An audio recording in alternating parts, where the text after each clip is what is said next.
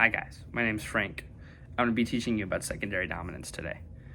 I'm going to tell you what they are, how they work, and how you can use them. First of all, major scale. Everything is the major scale.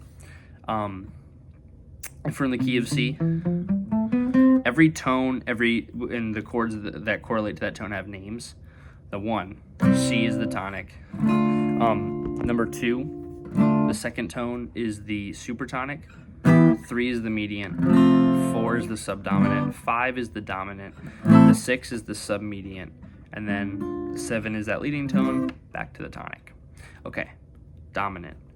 The 5 chord is what we need to remember and focus on. So the 5 chord of C is G. Now when we expand from not, playing just triads and we add that flat 7 right there, it creates this cadence called a perfect cadence, which is a 5-to-1 when you play the 5 chord to the 1 chord, because it's the most basic resolution in all of music theory, even though music theory is fake. And it's helpful because it allows us to, a secondary dominant, and that knowledge helps us because it allows us to get to other chords using that cadence. So a secondary dominant is when you take any other chord from the key of C and you play the 5 of that chord to get to the other chord. For example, if you want to get from C to F, C. Now, if we want to get to F, what's the 5 of F? F, G, A, B flat, C, C. So we play C7. We're playing C, and then we want to get to F, so the 5 of F, and then F. If we wanted to get to A minor, what's the 5 of A? E. Play E7. Very gospel-y. Very demure. If you wanted to get to G, it's the 5 of G. D. D7.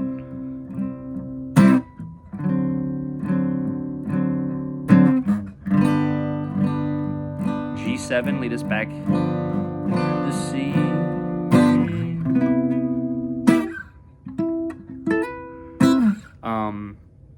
It's a nice trick to have. It's good to know in your noggin, just to have a better understanding of cadences and chord relationships.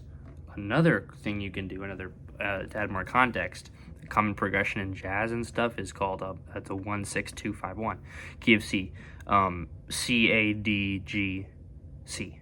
So the fun thing about that progression is that the chords in that progression basically act as secondary dominants.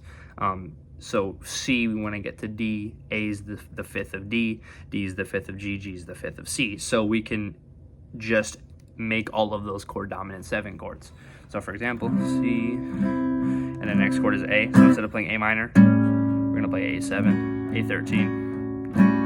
Then we're going to play D, 7, not 9, G13, to C. It's a nice little trick to have. They do that a lot in blues songs because they need to play the 7 for every dominant 7 chords for every chord for some reason. The fun thing about dominant chords, the reason that 5 chords resolve so well, one of the reasons is that the third of the 5 chord in any key is a half step below the root of the 1 chord. The third of G is B, and B is a half step below C. So when we're playing G7, that B desperately wants to resolve back to C. So if we want to mess around with that, given that fact, if we wanted to get from C to F again, playing C, and then we're playing C7 with E as the root to F.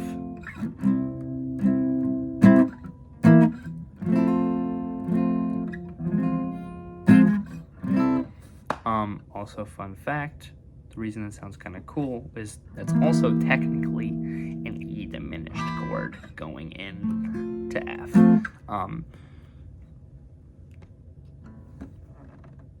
Diminished chords are technically rootless dominant 7 chords, but you can also say that about anything. Chords are just no chords. Chords aren't real. Chords are just every chord. C minor 7, E flat major is a rootless C minor 7. E flat major 7 is a rootless C minor 9. Everything, A flat major is a rootless F minor 7. Nothing exists. F minor is a rootless D major 7. I don't like any of it.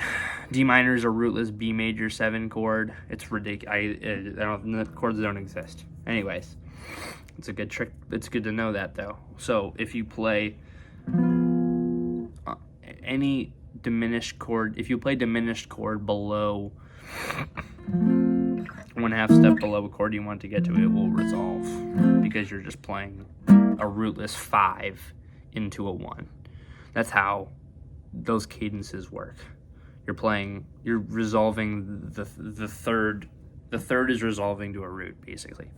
Anyway, that's kind of all I have. I might do like tritone substitutions or something like that. I don't know. I'll think of it.